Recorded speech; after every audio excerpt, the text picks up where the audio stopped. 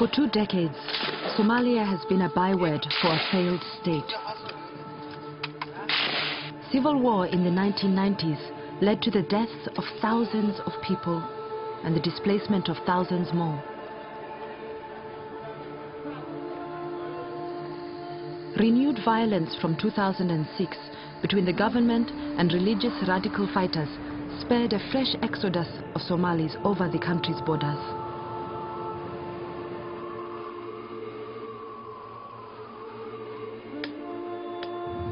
One exile is Asha Haji, Somali human rights activist and politician who had to move with her family to Nairobi.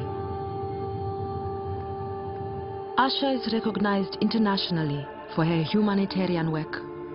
She travels as often as she can to Somalia to support war victims through the organization she helped to found 20 years ago, Saving Somalia's Women and Children, or SSWC. In July 2012, Asha prepares to travel to Mogadishu to visit SSWC's offices. The first time she has been able to travel to Mogadishu in just over a year because of the security situation. Whoa. Yeah, she's a role model for all of us. She's very inspirational, yeah.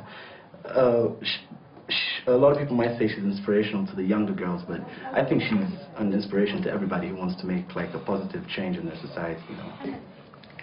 My mom goes when I do my things. I miss my mom so much. She's involved in something, and to make that happen, she has to make some sacrifices in her life, and we're like willing to help her make that sacrifice. What do you think?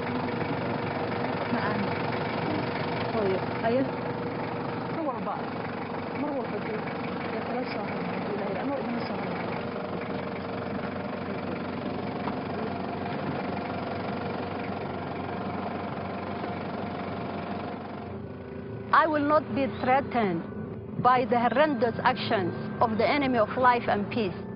I know I will die one day. I'd rather die pursuing peace and justice in my country.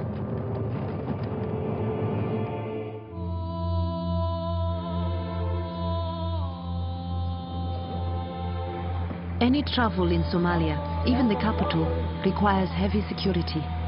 The militant group Al-Shabaab have lost control of the city, but their fighters are still at large. The Somali crisis deepened in 2011 when famine hit. Hundreds of thousands of people fled their homes in search of food.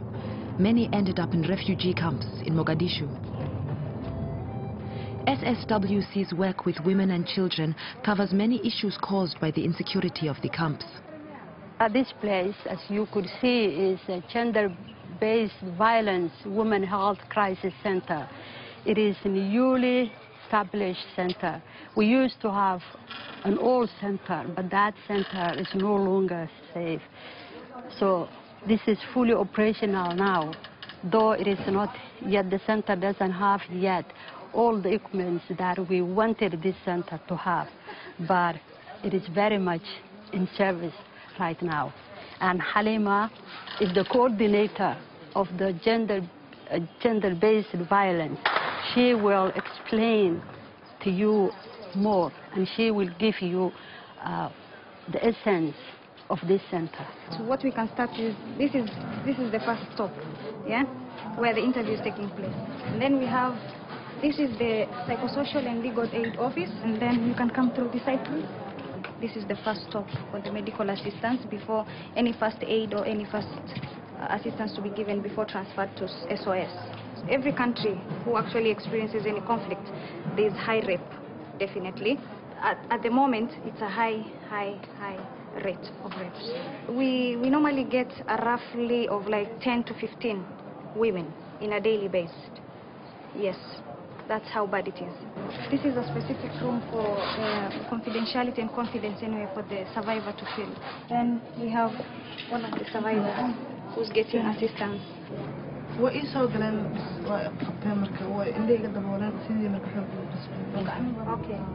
One person, one of the perpetrators had a gun who was actually standing outside in order for him not to allow people to help her, and 3 of them were inside doing the incident, as in raping her. What they did is they blindfolded her, and then they continued the incidents by hitting her with the back of the gun, whereby now it's more or less violence as well as rape.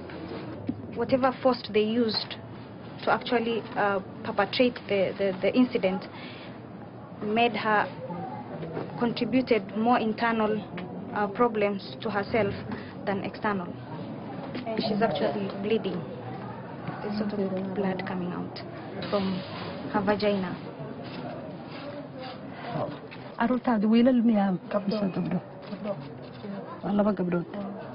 She has got 2 daughters. They could see there's no anywhere. It's not like you have another bedroom that you can make them sleep. It's the same bush. When the situation is happening, the kids are there. So it's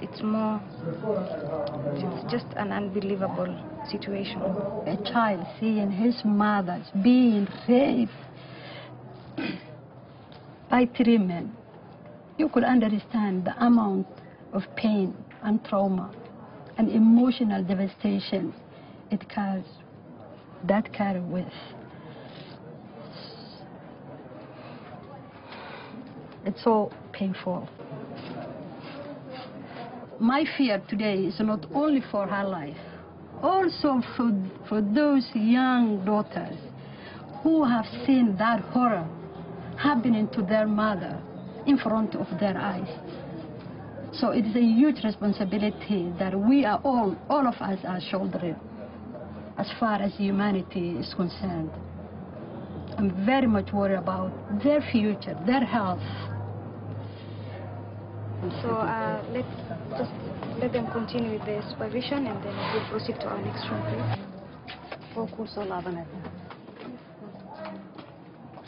We try to give them the advice, the counseling, the service, and the support they need in this emotional and painful period that they're going through. And in fact, the most important thing from us is to show them that we love them, that we are with them, and we care about them.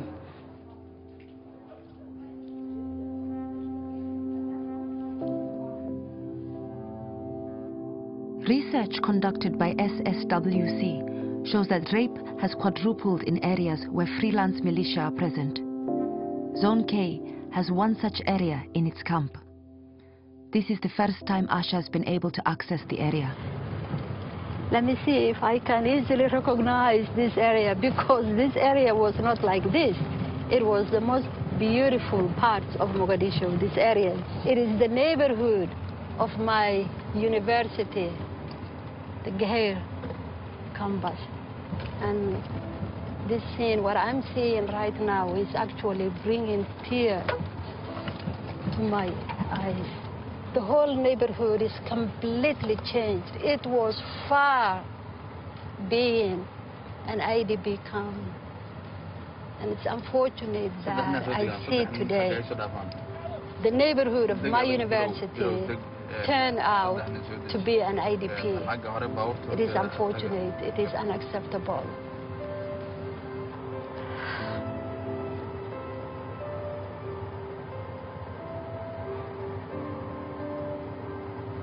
It's a very sad moment, actually. I cannot believe my eyes.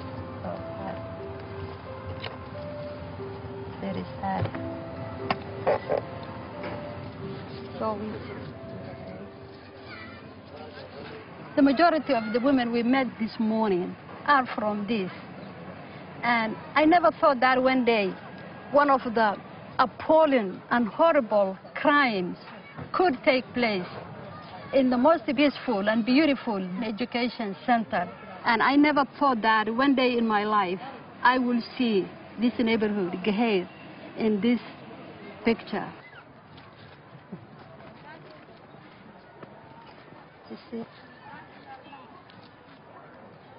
You see, it's made of these things. It is unprotected.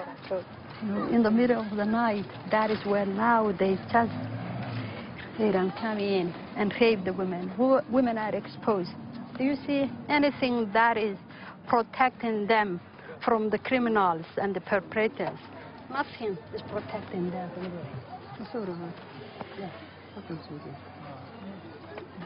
The most important and the most precious commodity in Mogadishu today is security, is peace. 6 months back, this place was not safe enough for us to come and meet these people. And now the life is starting to begin. I was saying that now I can smell a peace. The situation is improving, but gradually. There is no capacity for Somali people and Somali government to get out of this mess. It is a collective responsibility for all of us to save this generation. You could see that these people are lacking the basic human needs. They don't have shelter, they don't have water, they don't have education, they don't have life. They have absolutely nothing. You see them. And they deserve all those basic human needs.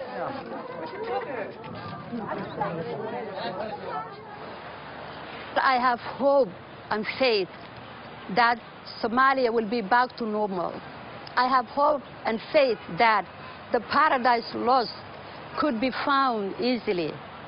I have hope and faith that Somalia will join the family of nations, but we need the international community support. Albert Einstein said, and I quote, "The world is a dangerous place, not because those who do evil, but because those who look on and do nothing."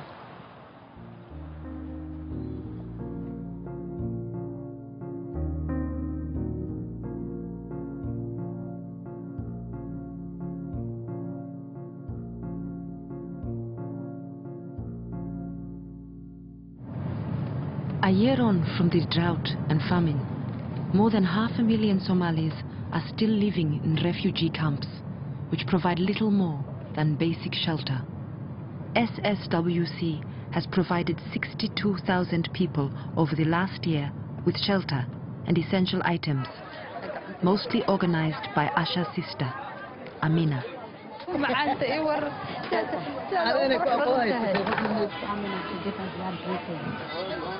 Yeah?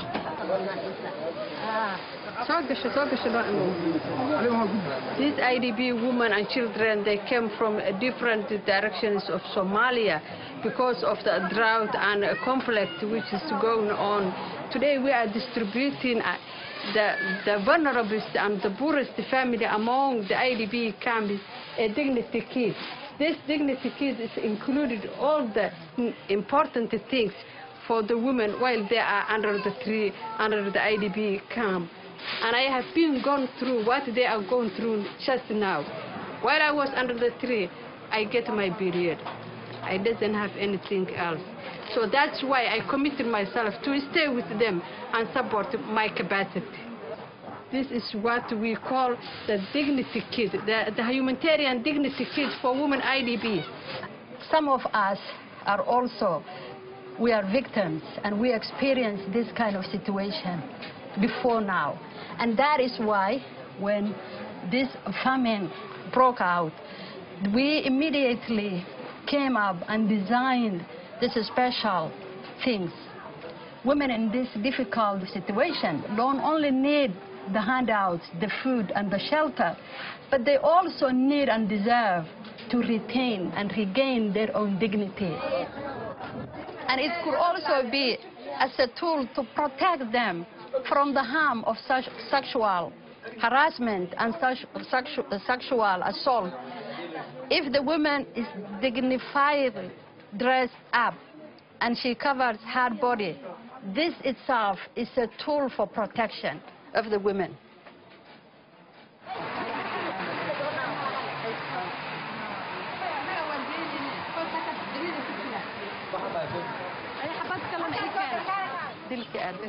awada gabadhe dharkaagi xiro lagu siiyey sariirtaada ma ku fariisan karaa intee qof baad tihiin iyo aabbaana aabbeena waa idinla joogaa marka adiga iyo odaga iyo 6 carruur halkaana wada seexataan lawa barnaamij jirta elborka dhulka ka qaraabo 8 members this is everything for them maxaa cuntaan maalintii maxaa heshaan cunto marka maalintii noloshiina mar aad 3 waqti cunto heshaan ya ma heshaan maxaad heshaan markay ugu badato qofka maalintii dadka waa afuriyeen waxba ma helaan hayb maqribka lawa tabeydabo ahaydeen xoolaad lahaydeen xoolaa idinka baaba'ay xoolii markay dhamaadeen shabaab jiro moogta waxa hay'ad masoo galeen aksoo baxna there was no humanitarian agencies and humanitarian assistance that could go there in that area. That is why they fled and came here.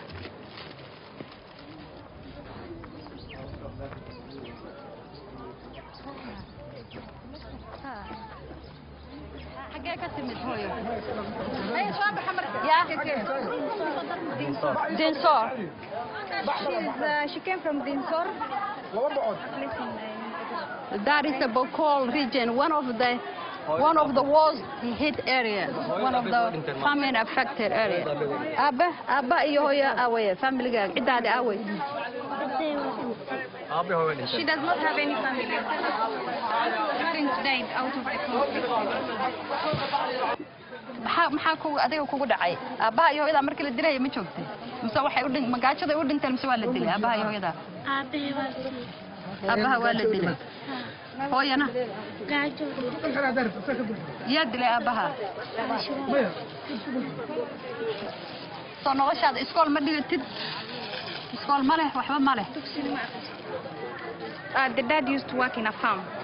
And basically they were farmers, so they used to get the source of income to support his family. But since the dad died, it's like they're missing too much. But at the moment she's feeling lonely.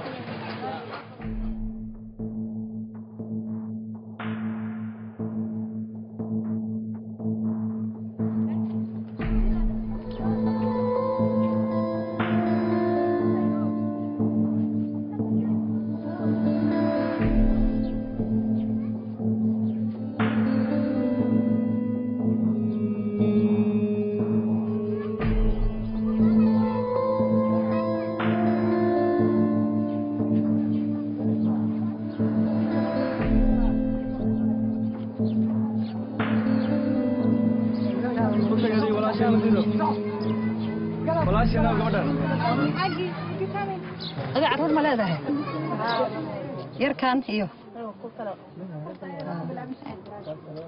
marka adaa korinaya nolosheeda hadda damaanad qaad adaa dad ugu dhow markii aad meesha ka soo cararayseen meesha adiga ka timaad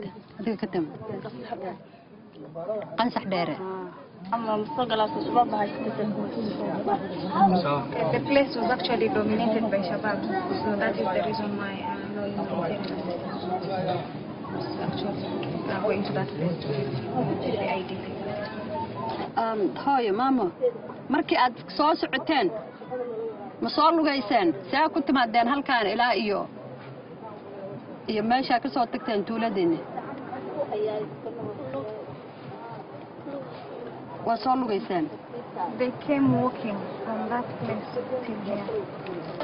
gaajo u dhintay On their way to this place while walking, they used to pass people who just died because of the famine and the drought. So they could just see dead bodies just lying everywhere. So that's the trauma they are going through.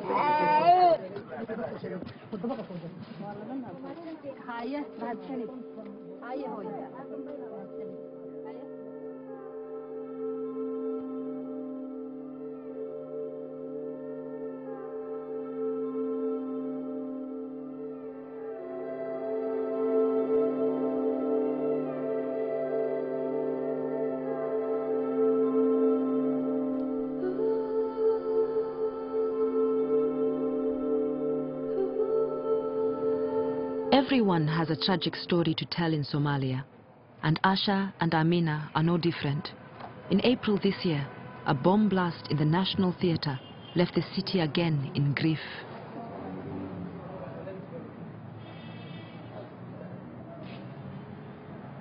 My brother was seated when a criminal suicide bomber flew herself.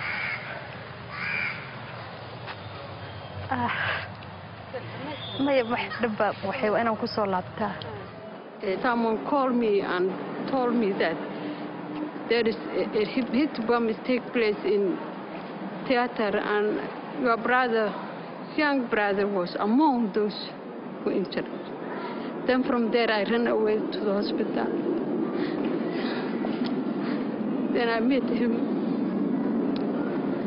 After 3 nights at hospital, we organized to send him an ambulance plane. Then that plane took him to Nairobi, then he passed away.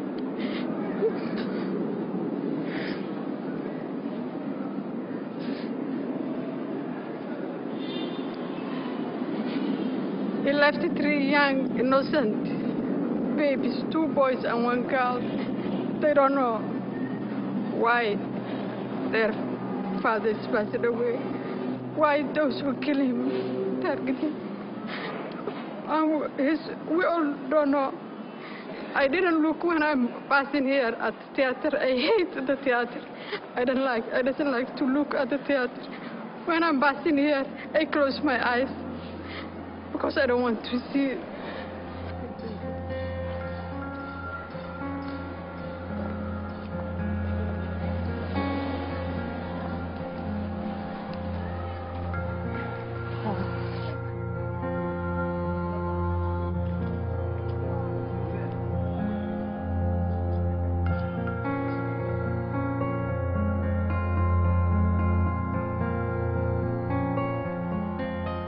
The terror attacks and the heinous and horrendous actions by the enemy of life and peace, however much it's painful, will not stop us from doing what we believe in doing. We shall pursue serving humanity.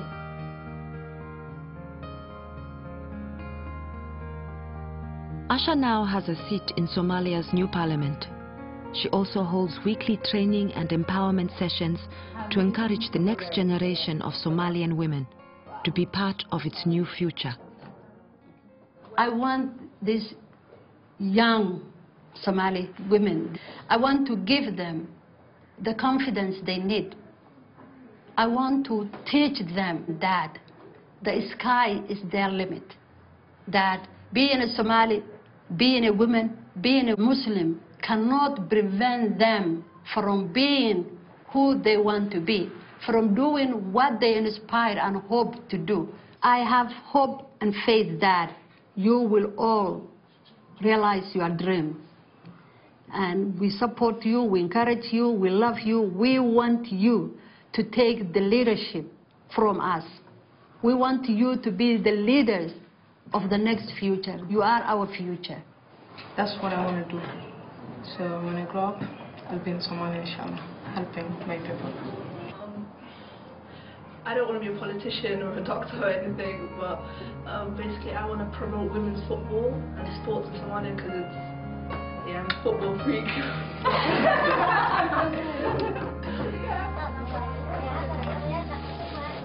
My sister and I will remain fully committed in serving humanity. I know that I will die one day, but I'd rather die making a difference. This is the future of Somalia.